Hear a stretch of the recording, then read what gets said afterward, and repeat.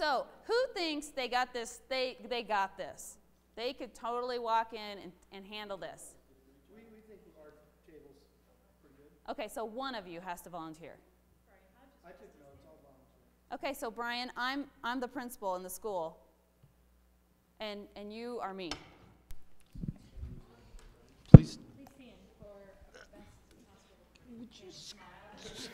And I will answer. If you ask me the questions I asked, I'll answer exactly what they said. Look, he's got to have his computer. I'll be right back. I got to grab my computer. No, I'm kidding. These are my notes, but Yeah, it's fine. Okay, wow, here we go. Liz, it looks like you guys have lots of thinking or starts of thinking, but kind of stuck, huh? Yeah, I'm so glad you're here. Like, the timing could not be better. It's like so perfect. Okay. So let's talk about what is it that you want to accomplish? What's the most important things you want your teachers to know? Well, you know, all of it. We want them to know all of it, and definitely backward planning and all the parts of that. Just all of it. All of what? All the new initiatives. Okay. Let's not eat the elephant in one bite. We got a big elephant in front of us. Okay. Let's break that elephant down a little bit. When you say all of it, were you talking about, let's talk about backwards planning, because I thought what I was coming in here to help you with is that you were going to backwards plan your November 6th meeting, right? Yes, that's exactly what we're trying to do. Just we're so stuck. Okay. So let's talk about the individual parts of backwards planning. Okay. Okay. So on November 6th, what is it? Let's talk about outcomes. What are the outcomes? What is it that you want your teachers to walk away with? Well, I want them to be able to backward plan. Okay. Backward plan one unit that day? Start to understand how to design a backward plan unit? Yeah, I want them to be able to know what backward planning is and be able to do it. Okay. So where are you with understanding backwards planning? Well, I went to the 2-day training, and that was so great. Good. The grilled cheese sandwich thing was just what I needed. Perfect. So, but and so I think you know I kind of get it. I think I get it. And we want to help our teachers feel good about this. So is the grilled cheese activity something that you could replicate with your staff? Yeah. So what steps would you take to replicate the grilled cheese activity with your staff? Well, we would just have them do it. We would just say, we'd bring them in to the PLC and say, okay, we want you to write a backward plan for making a grilled cheese sandwich. Oh, we'd probably go over the parts of backward planning first. Right, so what are those parts? Let's talk about what those parts are. Well, there's stage 1, outcomes, stage 2, assessment, stage 3, teaching strategies. Good, let's break down stage 1. Let's start there. Okay. What are the components of stage 1 backwards planning that you learned in your 2-day training? We'll have to get my notes. Is that okay? Can I get my Perfect. notes? So we get out my notes, and it's, let's see, there's enduring understandings Great. and essential questions, and then there's sort of these big ideas and outcomes. Okay, so let's start with enduring understandings. What would be an enduring understanding that your staff that we might talk about with your staff around making a grilled cheese sandwich? Why is that important? Why would that be a lifelong skill that they'd want to need to know how to do? Well, I'm not sure that it is. Okay, so is there something better that we want to take away with for your staff? Rather than doing a metaphor like a grilled cheese sandwich, maybe we should break down a unit plan that, say, 4th grade around Colorado history. Is there something like that would be give them a better idea about how to do this, make it more real for them? Well, but the point of the grilled cheese sandwich was to learn the pieces and parts of backward planning without having to wrestle with the content. Okay, good. And I'm just worried that if I have them do the content right away, that they'll just be stuck. Okay. So I kind of like the grilled cheese sandwich really helped me understand what backward planning is and how it works. So I think we need to do that. Okay. So again, Maybe we'll do milkshakes. Milkshakes. Because then we could go and actually get milkshakes. Okay, so in a backwards planning piece, what would be, is milkshakes an activity that you're, No, just have them do a backward plan for making milkshakes because, you know, we're elementary, we really like to have fun. right? And so part of having fun is that you do this backward plan for milkshakes and then there's a big surprise at the end, you actually get a milkshake. Okay. I'm not making this up. I swear. All right, I got to go back to stage one. Okay, I'm gonna stop Brian here. What advice do you have? What things would you have? He did pretty well. So what are some things you, Tim? I mean, he immediately went to what the day was going to look like, or what activity that the day we're going to do. I would probably go in a different direction. Is, okay, we're planning the day. What do you want them to walk away with? Why is that important? How do you know that's important? And then how do you know that they've got it at the end of the day? So I would focus more on structuring that day and the enduring understanding of those teachers from that day, not necessarily from the cheese sandwich or the milkshake, but the whole day. So I would look at it as a bigger conceptual thing than going down deep about the certain things that they're going to do during the day. Can you take what you just said even up a level beyond that? Is their year plan? I would want to know their year plan. Well, that's true. because It's not just about right. So he was trying to make it fit, right? And because I have one day, I got to make a plan for one day. That hasn't been the whole scheme of things in your year-long plan. What's your bigger plan? What, like, and Tuesday is irrelevant. It's the first step. It's the first opportunity. Get through as many steps as you get through. But Brian was good to really go right at what are your outcomes, man, right? That's where he went. What are your outcomes? What's the one key question you have to ask them about their outcomes? Well, our next question was why? Why is this? how will you know and how will you know too? Why and how will you know? But How does it align? okay, alignment. But what's the first things first question here? What if he had said to me, hopefully this will be a hint. What if he said to me, we're gonna work on stage 3. We're comfortable there. We like it. We're gonna work on stage 3. You can't do stage 3 without knowing stage 1. Right. So what's the bigger? What's the, Get the right enduring understanding and the right outcomes. All the rest doesn't matter. that's true. So they have to know where they're going. Their learning progression. They're going to have to know how it all connects to the learning progression. The big picture. Exactly. And when I asked him I said, I know this will surprise you. I said, can I use your whiteboard? They're like, yeah. So I drew this on the whiteboard. And I said, thank you, Brian, very much. I drew this on the whiteboard and I said, where are you? Where are your teachers? What do you think they said? No idea. No, they were good with this. They understood this. I drew this up there and I said, where are your teachers on this learning progression? At the very top. The very top. They're at the very top. So we had to have the conversation. This is like the number one most missed thing in these conversations I'm having, is that people are wanting to jump right to sort of where they are, not necessarily where their staff is. So the very first conversation, the first thing, I drew this up there and I said, where's your staff? And they were very quick to say, here. And then I did exactly what Brian did. I said, well, how did you get past there? And he said, well, we did that Henry Ford versus Google any company you want activity, and we had the 2 lists. Yes. So I did exactly what Brian did. I said, how did you learn?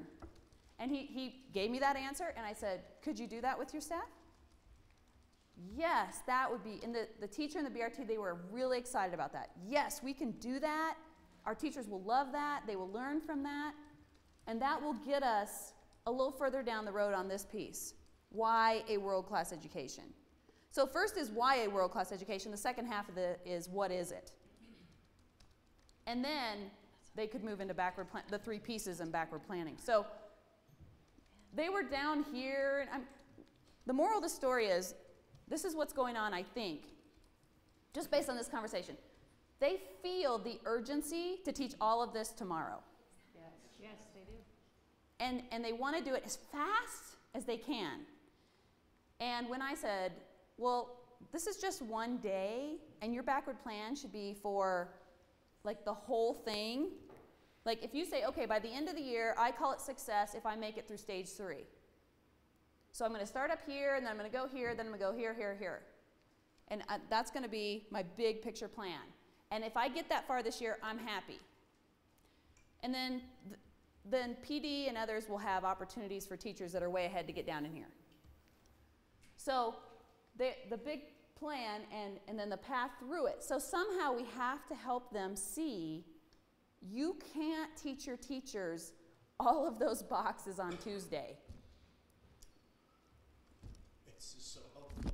And people need to hear this. I know this is what they were wrestling with on Monday and Tuesday, and especially Tuesday as they were kind of ending up. It's kind of like sitting down to a meal, and it's an elephant. It's not going to happen. It's not. It's not going to happen. And what's worse freeing. than it's not going to happen? What if they actually try to do it on Tuesday? They'll blow the bomb, and people get angry and not. It will actually move them backwards. Their teachers will be incensed. They will be deeply unhappy. They will have had no success that day whatsoever, and they will not leave with a single new skill. So somehow we have to help them breathe on this and say, look, we are going to be reasonable about this site thing. You all have to know that. We are not going to be ridiculous about this. We know this is a transitional year. Unfortunately, Senate Bill 191 said this is the last transitional year, and we have to go full, next year has to be full implementation. That's the law. But we are going to be reasonable. Not every element's going to be weighted the same. We understand you're learning and growing, and what we want to see is this transition start to happen. But the urgency I felt in that room was even paralyzing to me. And I'm like, whoa. They had those lists on the chart paper, and literally they were going to cover it all on Tuesday. And why they were stuck, and I should have given you this up front, but it would have ruined everything. Why they were stuck was, imagine trying to write a backward plan for one day that does all of this. And that's what they were trying to do. And they were paralyzed. They have to look at this one step at a time. And I don't know how we deploy ourselves out there to sit down with principals and BRTs who are making these plans. I don't know how we do these things, but we have to. Because I left, and they had a plan sketched out that was like, okay, we're doing the Henry Ford thing, and then we're going to talk about the 3 components and why, and then we're going to do the grilled cheese sandwich. And if at the end of the day, our teachers feel like they could write a backward plan on grilled cheese sandwiches, we are happy campers at this school. And guess what? I said, look, if you do that and your teachers can write a backward plan for grilled cheese sandwiches at the end of the day on Tuesday, they're going to be happier too. They need to feel success. Don't put the content in. It's too hard at this point. Just do it on the bike. Ride a bike, grilled cheese sandwich, milkshake, whatever. And we really did have the milkshake thing, which I thought was so elementary and so funny. I was like, oh, that's actually cute. See, yeah, I know. At the end of the day, we can. Yeah. I mean, it was really cute. It was very them. And it's good. Make it your own. If that's what your staff likes, then do it, I don't care if you do milkshakes. So anyway, I think that this is a really important thing for all of you to know and hear, because I think this is the reality we have out there, and they literally need you to sit down with them and say, it's okay. We're going to do this the right way, not the fast way. We're going to be reasonable about sight. We're not going to ding teachers for things they've never seen before in their lives. We're going to we have to do this the right way. But we've painted this vision of where we're going. Now let's get there, but let's do it the right way. I think when you leave that conversation, people will feel much better. But they're certainly not there today. So what questions do you have before we move on? So what's the number one question, Steve? I would just say, I think part of the urgency, not the whole thing, because some of it is just feeling compelled to move quickly and get it done and get it to teachers, but some of the pressure is coming from some of the teachers anyway. The most conscientious, the most hardworking, the ones who hold themselves to Really a high really high standards, yeah. standard, they want to be highly effective in all these areas on site. And so I think that's part of the compulsion too, is I want to help you be highly effective in this area, so I need to get this to you quickly and help you so you can be the teacher that you always want to be. So, and I don't know how to get around that, but I do think that's an interesting thing that they're also wrestling with, is it's those teachers that want to have always been highly effective and or effective, and are really movers and shakers. So they're ready, they really want to go. But knowing that they won't be highly effective this year, or they may not be, I think is where they feel like it's their fault if that teacher's not highly effective, because they've got it in, the teacher may have it in them, but it's my fault if I can't get them there in the course of a year. Does that make sense? Yeah, I hear that. So I think that we, the leaders, are suffering from all of the same problems that our system is suffering from. This notion that you can use a one-size-fits-all approach to move everybody to a certain place. We know it doesn't work, yet we're trying to use that system. So what I hope happens as you all start talking with your people is that if you have a couple of those teachers, that you have done a formative sort of assessment of site with them, and you know the areas where they're not highly effective yet, and you help them get the individualized opportunity that they need, but you don't apply that to the whole room of teachers. Do you know what I mean? Differentiate. I mean, now I got to tell you, I hope people are giving honest feedback, because I've been in a lot of classrooms, and we have a handful of people that they're certainly close to highly effective in lots of areas, and really could probably get there. But that's it, a handful. Most of the time, the textbook is the curriculum, the worksheets are the learning strategies, and the book test is stage 2. And I just got to tell you guys, and I think you know this, that's not highly effective. It may not even be effective on this new.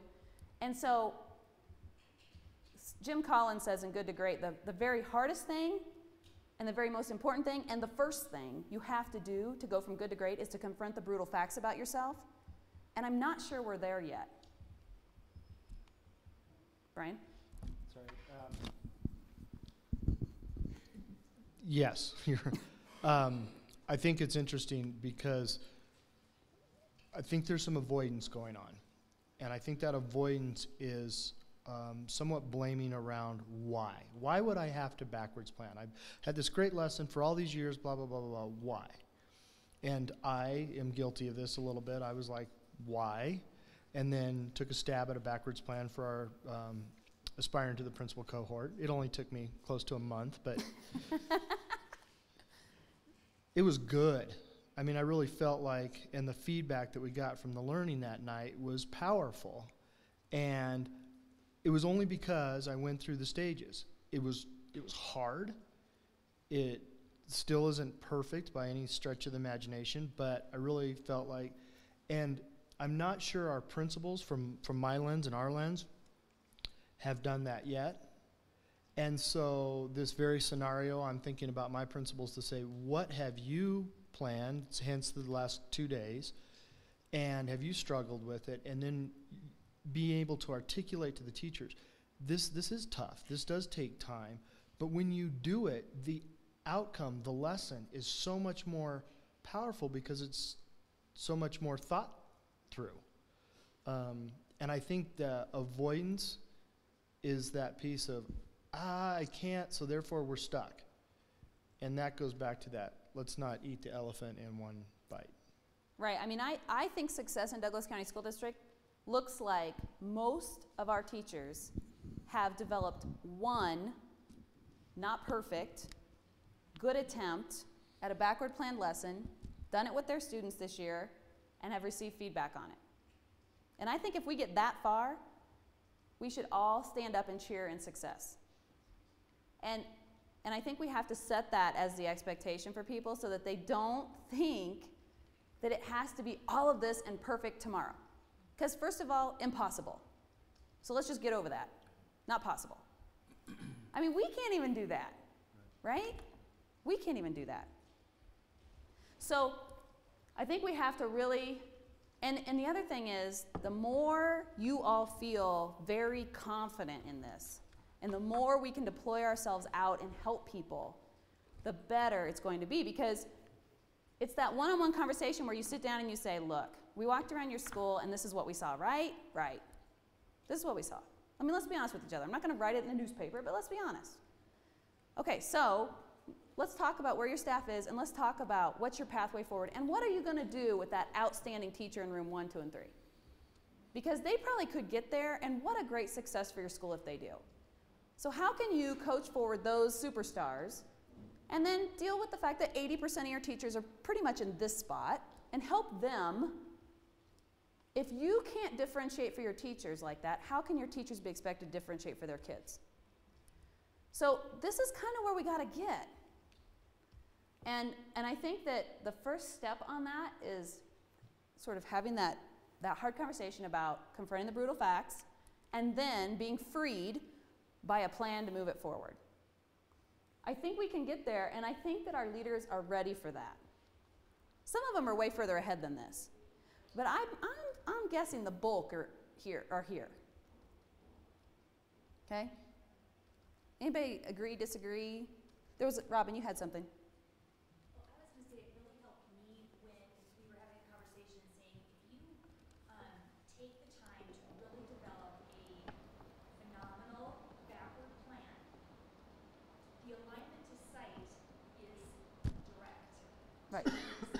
Standards 1, 2, and 3. 3, and 6, I think you said, and part of 4. I mean, it really does translate to that. And so it's getting that sense of urgency, or the why absolutely takes care of itself if you're looking at, and so taking the time to really break it down and write an outstanding, world-class backward plan is going to get you there.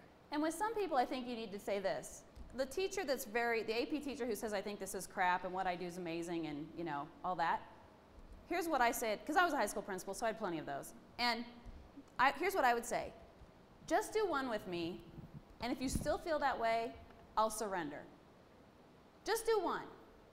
We do one together, we build it, it's quality, you go and you teach it, and we talk to your kids before and after, because remember, this is about the kids, it's not what you like. You know, I had the teachers with the laminated transparencies. Serious. You know, and they were yellowed and curling. Yeah, those have been used for a while. So I, you know what I'm talking about, Steve? You've seen those babies. Right? And they're in their 3-ring binder by unit. Yeah. Okay. The black line masters and the transparencies all integrated. It's perfect.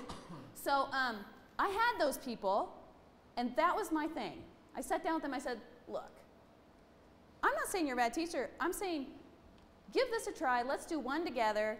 Quality. We have to both agree it's quality. You go try it with your staff or your students, and then you come back and we'll talk. And if you think I'm still full of crap and that the transparencies are the way to go, I'll surrender.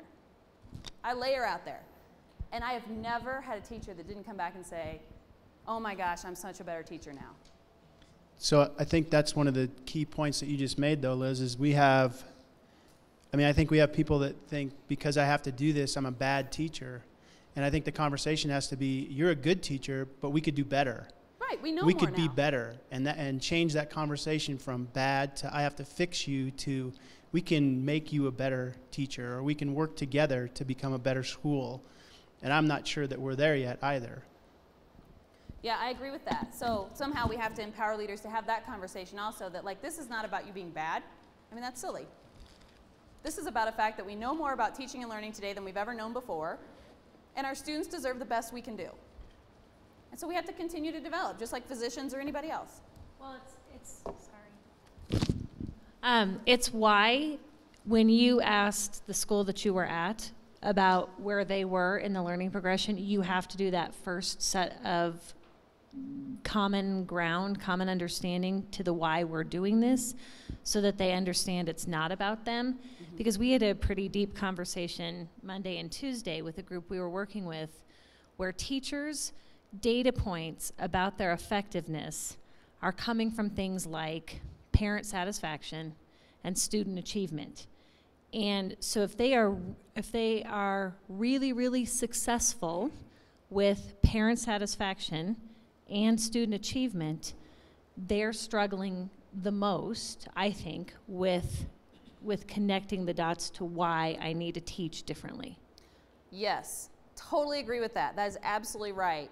So somehow the Henry Ford, Mark Zuckerberg conversation says, okay, your parents might be satisfied. And by the way, I just looked at data this week because I was in Houston at an event, and I just looked at data this week that shows that some of the worst performing schools in the country, the parents are totally satisfied with them.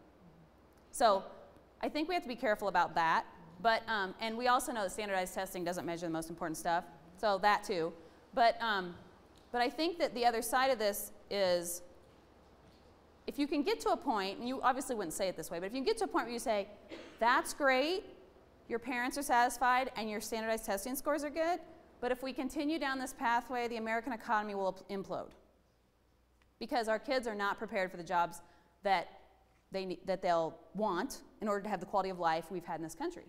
That's just the facts. You can read The Gathering Storm, Tough Choices Are Tough. Read any of the economic reports you want. The future of the American economy and the quality of lifestyle in this country is dependent on the American public education system changing. It's always been dependent on our success. And we were successful in the Industrial Revolution at producing those phenomenal factory line worker folks. The economy is totally dependent on different things now, and we haven't changed, and we're headed for a catastrophe. So you've got to get them, you can't say that to them, you've got to get them to that point on their own. So you're right. If we're going to judge our effectiveness on those two data points, then that's really a hard sell. Because our parents are very uninformed consumers, because they base their thinking about education on the education they had, not the education their kids need. And that's why we're the experts and why we're the professional, and we have to help them see it differently. So, what are you thinking right now about the people you support and what you need to do with them? Tiffany? One little thing. Liz told me it was a good thing to say because I said this on Tuesday and I didn't get a great reaction from it, but I'm going to share it with you guys anyway.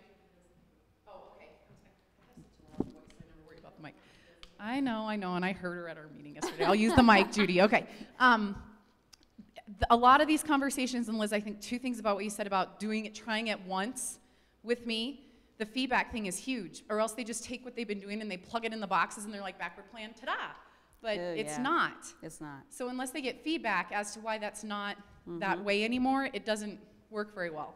And my other argument is, this is the thing that I'm a little worried about actually saying out loud, it's kind of like green eggs and ham for adults. I have 3-year-olds, so we read Green Eggs and Ham a lot. And it's the, I do not like it, I do not like it, I do not like it. And finally he says, try it. And he's like, wow, I like it. And that's what happens with this backward planning thing. Once you do it well and you try it out and you understand that it's not a Band-Aid fix, that it's a long-term thing that is a process to learn, it makes such a huge difference in the way people think and teach. So No, I think that's a perfect thing to say, and I think it's very true. The experience the teacher has is highly dependent on the coach. The other thing that you may want to talk with your principals about in particular is if they can have 2 teachers experience success, it will spread like wildfire through their building. The conversation, that it really is different. Because for us to tell them, they're like, you don't teach, you know? But if you have a couple teachers, and you, as a principal, you say, okay, I got 100 teachers and 99 of them hate this, but I got one. She's on board with this. I am gonna devote every minute of my time to her to make her the most phenomenal success in this building. It's the Todd Whitaker approach. Invest your time and energy in your 5-star people. When that happens, 2 things will happen. 1, the kids will walk around and say, oh my Lord, this is the best thing I've seen in 20 years. And then the second thing that'll happen, and by the way, other teachers will hear that in other kids, and the second thing that'll happen is that the teacher will say it. And once those 2 things happen in a building, the conversation shifts immediately. So part of what, we're walking this fine line, I know, but part of this, the probability of success is dependent on principals investing in their 5-star folks who are close and getting 1 or 2 there and letting that go and let that spread. because that will make all the difference. If you try to change the other 99 and you don't focus on the one, I don't think you're going to get there as quickly or as easily, frankly. So, Can you get your list of schools that participated in your class? Not necessarily the list of participants. When you did your teachers. oh, the teachers? that Yeah. class, can we get the list of schools that had a teacher represented from you? For Yeah. our work? I'll give you the teachers' names. I don't think. Tiffany, can you just send that out? Only send the completers. Okay. We had some people that came and they were there and they worked on it, but they never finished. So I mean, this is so funny because some people, they'll email me during a class and they'll say, I've learned so much already, I have to quit and go and implement this, which is interesting. It's kind of problematic with 3 stages and you only have done 1, but you know, I'm not going to argue with anyone. They know their own capacity. So we'll send the list to all you guys of the people that completed What is a World-Class Education Anyway. Not all of the teachers' final units were great, okay? You know this. At least there are people that could have conversations, have a different level of understanding even from the differentiation with our principals. So that's what I'm saying. Well, I renewed my faith in the notion of putting your energy behind 5-star people when I was at Castleview last week. I was sitting with 3 math teachers, and math is like the hardest group of teachers in a high school building. Mark, yes. And I was sitting with 3 math teachers who were really, I think they wanted me to validate what they were doing, or what they have been doing. But instead what I did is I took the opportunity to say, you know, I think you guys are on the brink of something great here. I think that you've gone this far. Is it possible that you guys could take it to the next step and actually have your kids create something with this knowledge, with these skills that you're teaching that, you know, that they're learning? I mean, your textbook goes this far. Can you go this far? And they were like, yeah, we can do that. So I'm pretty convinced that if Jim and I invest in those teachers and stay with them and get them there, that I mean, how can social studies say, well, math can do it, but we can't? They won't. They won't. They'll go, they can do it. But to have 3 math teachers or 4 math teachers say, we made it. We rewrote our curriculum to a level that has asked kids to create with math knowledge and math skills and integrate. So they were not negative at all. They were excited. Wow, the opportunity to sort of rewrite math education, that's awesome, we love it. But again, and then the department chair was sure to tell me that, now the rest of the department's not like this. You know, and what are we gonna do, Liz? Because the rest of them are just not in this. I said, so? Let's work with these 3. Well, yeah, but what about the rest? No, let's work with these 3. Let's get these 3 over the, you know? Not everybody wants to run a marathon. Let's train the ones that do. I know, but I'm responsible for the whole department. Okay, we gotta stop this. I mean, I just can't get him over the hump on it. He really feels like he has to get all 12 teachers. And I said, no, we need to get these 3 teachers to world class. Let's get these 3. They want to. They're ready. They have the capacity. They've shown it. Let's go with these guys. Well, what do I do with the other ones? I mean, that's all we talk about. What am I going to do with the rest? So it's going to be a hard lift to get these people to focus on the 5-star folks and get them there. But if we can do that, I'm telling you, it's going to be success. Okay, so did you bring your stuff from last time? I got all these looks like, no. Is it on Edmodo, Liz? They want to know? Okay, so for example, you should have a backward plan for riding a bike. Yes? Yes, you should have that. Do you have a stage 1 for a lesson you're going to teach the folks you support? Remember, we posted your outcomes on the wall. Do you remember this?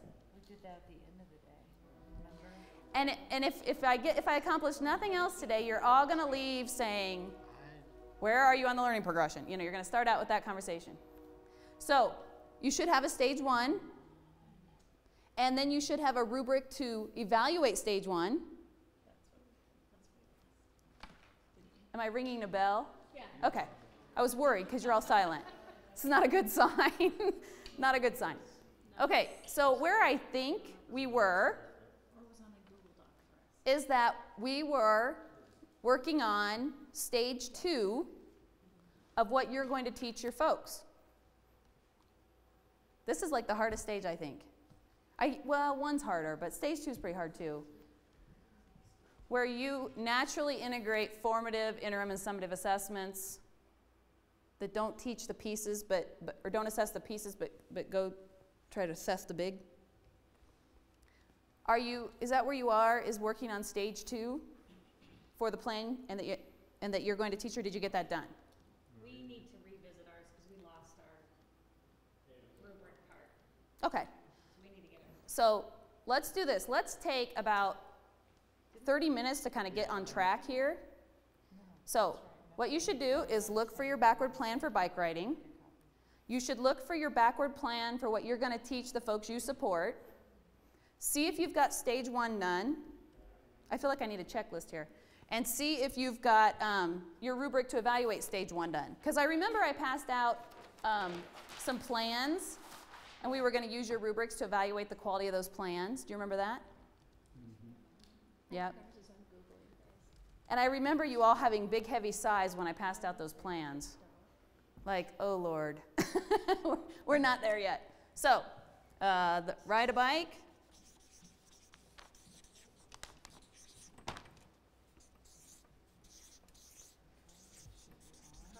Stage 1 for your plan.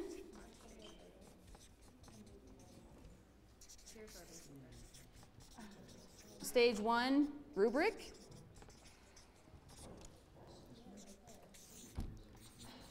Stage 2, your plan. So for the next 30 minutes, try to find all of this stuff. And if you get all the way through here, then I believe where you are is writing a rubric to evaluate somebody else's stage 2. Stage 2, just remember, just so we're all on the same page, let's just quickly look at this. Stage 2 is about formative, interim, and summative assessments, and they spiral through. Let's talk about our first time together last time. I had you guys do skits, 20th century, 21st century. What was that? It was formative. I needed to know if you knew. If you didn't know, what was I going to do? Off ramp. But you knew, so I got to move on. It's like a video game. If you get over this monster, then you get to go to the next level. Okay, so then I asked you to hold up cards, 1, 2, 3. What was that? Formative. Then I asked you to write the plan for a bike. And we're doing that one section at a time, right? Stage 1, then stage 2. Why am I doing that? It's not formative. It's interim. It's interim. I'm seeing as I think you understand stage 1, if you can actually do it for a very simple kind of way. Then I do another interim by having you do what? Write your own stage 1 for your own plan. And then in my mind, and Sina and I go back and forth on this, in my mind I do a summative by having you do what? Write a rubric to evaluate stage 1s. So I have you do stage 1 without content. I see how you do. If it's not good, I have an off-ramp. Then I have you do stage 1 with content. If it's not good, I have an off-ramp. If it's good, I can go on to my summative. My summatives and my interims happen to be also sort of teaching strategies. It should feel like that if you've got some good instruction. It shouldn't feel like a test. If you get a backward plan from somebody that says, okay, multiple choice formative, multiple choice interim, and you may get some of those, because I think Liz and Tiffany have gotten some of those. So then we did that, and then the summative for me is if you can write a rubric to evaluate somebody else's stage 1, that's like the highest level. It's actually even harder than creating your own, just the way it works out. So that's sort of my summative. If you can do that, if you can write a rubric to evaluate stage 1, I know you know it. I know you can use it. I know you can create with it. So then I went right through the same process again, right, on stage 2. So I'm spiraling back through. Remember we did, is this a formative, is this an interim, is this, okay. And then again, an interim, on we go. You get the idea. The other piece of assessment is that we're integrating the 4 C's using rubrics. So I just want you guys to know, if you have never seen these rubrics, you need to. And when teachers get beyond a certain level, then they're able to say, I'm going to both teach creativity and I'm going to assess creativity, and here's my rubric. They don't have to write those. They're written. They're done for all 4 C's. Thank you. Okay? So, here's where I think we are. Find your ride a bike, find your stage 1 plan, find your stage 1 rubric, and then see where you are in stage 2. Make sure you've done stage 2 ride a bike, stage 2 your plan. Then if you have time, or if you're done with all that, move on to writing a rubric for stage 2. Questions? So I want to ask this, what I think is obvious question, but I want to make sure. So when you write your stage 2 for your plan, what's that going to be like? Because you obviously have identified the outcomes you want to teach. Right. So what's it going to be like? Just sort of explain it to me a little bit.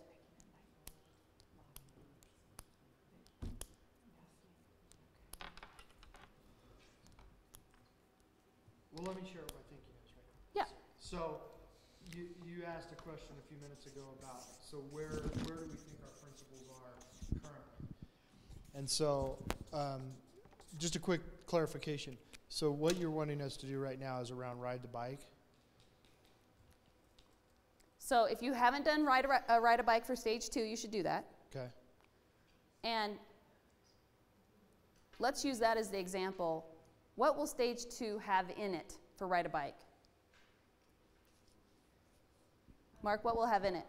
You're going to have embedded assessments. You're going to have your formatives, your interims. I mean, it's going to be woven throughout really stage 1. It's not going to be a standalone stage 2. I would think stage 2 might even be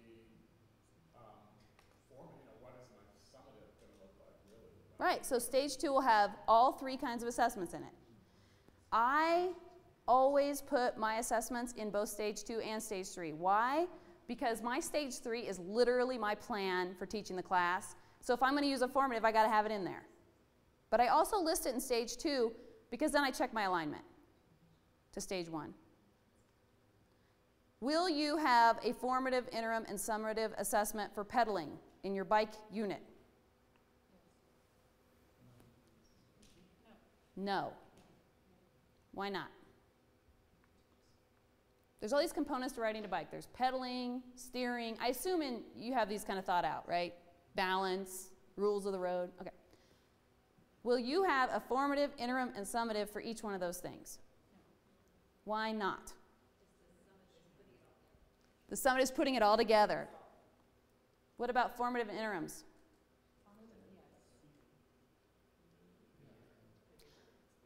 What should your assessments go back to? To your outcomes. What's your outcome? How to ride a bike. So what will your formative, interims, and summatives be about? How to ride a bike. If I can pedal over here, and then I can steer over here, and then I can balance over here, does that mean I can ride a bike? No. No. You will have no idea how well I can ride a bike if you assess me on each of those independent skills. If a child can put capital letters in where they go, over here, can put periods in where they go over here, and put something else in over here, can they write? Not necessarily. Make sure, I'm just giving you a hint, make sure your assessments go back to the big outcome. Don't assess all the parts independently. You can, but not for learning, not for your outcome to ride a bike. I mean, it's fine to, when a teacher just kind of walks around and asks questions, that's fine. It's about a little piece, and it's a little formative, and it's okay. But make sure that you're really focusing back on riding a bike. Do you see the problem with doing it the other way? I'm worried that we have a lot of people out there doing it the other way.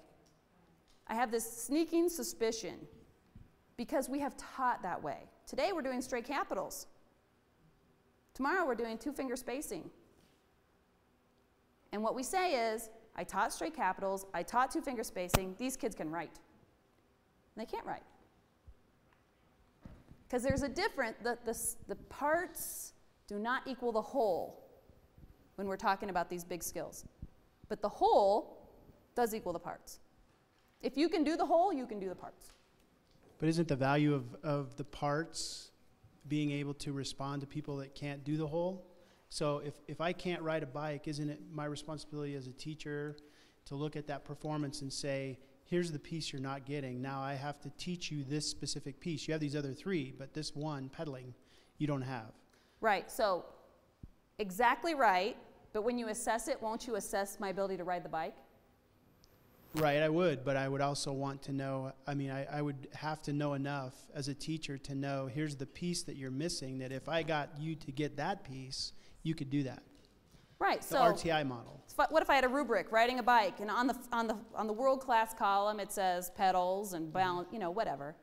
But my assessment is not going to be just pedaling in isolation. Right. It's going to be riding a bike. And on the rubric I'm going to circle you can't pedal. And you're absolutely right, then I'm absolutely going to do an intervention for pedaling. But it's such a silly example. At least I didn't use grilled cheese. I told Dana, I'm like, grilled cheese, really? Are you from elementary? No, I'm kidding. You put the cheese in the middle, you don't have grilled cheese. That's right. If you can't butter the bread, it's all over. It's going to burn. No, I got it. So I just want to make sure I hit those misconceptions ahead of time. There's a couple misconceptions that are haunting me in this. One is the difference between create and creativity. That's haunting me. Another one that's haunting me is this whole teaching the parts with a belief that I'm getting to the whole. That's haunting me too. We've got to push our teachers to do big units toward big concepts, not pieces. All right, are we good? This is a long list of stuff. And I'm hoping that at 10 you'll say, okay, we're here. We're here, we got this. But you can let me know. Robin, you look like you're in deep thought. It sounds like we're all over the place. So I think, Okay.